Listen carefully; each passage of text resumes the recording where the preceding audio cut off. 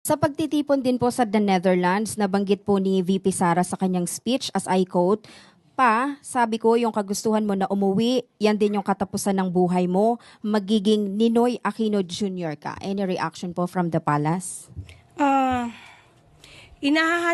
Inahahalintulad ba ni VP Sara ang kanyang ama kaya sa yumaong Ninoy Aquino? Parang hindi po natin nadinig noon na inahilintulad ni dating Pangulong Duterte ang sarili niya kay Ninoy, kung hindi kay Hitler. Meron po siyang sinabi mismo, sinabi pa niya dito, and I quote, Hitler massacred 3 million, actually it's supposed to be 6 million Jews. Now there is 3 million, what is it? 3 million drug addicts in the Philippines. There are. I'd be happy to slaughter them.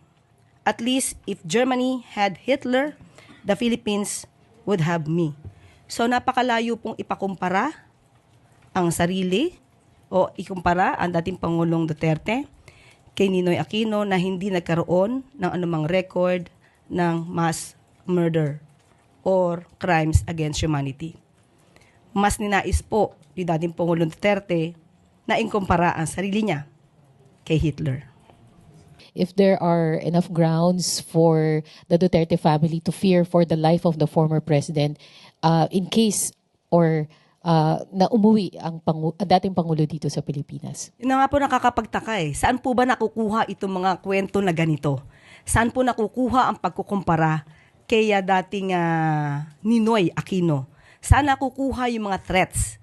As a matter of fact, hanggang ngayon yung sinasabing threats kay VP Sara, hindi pa rin po na ipapakita sa NBI at saka sa PNP. So saan lamang po ito nakukuha? Kailangan po natin kasi ng mga materyales, ng mga ebidensya bago po magsagawa ng ganitong mga klaseng statements. Wala pong katotohanan yan.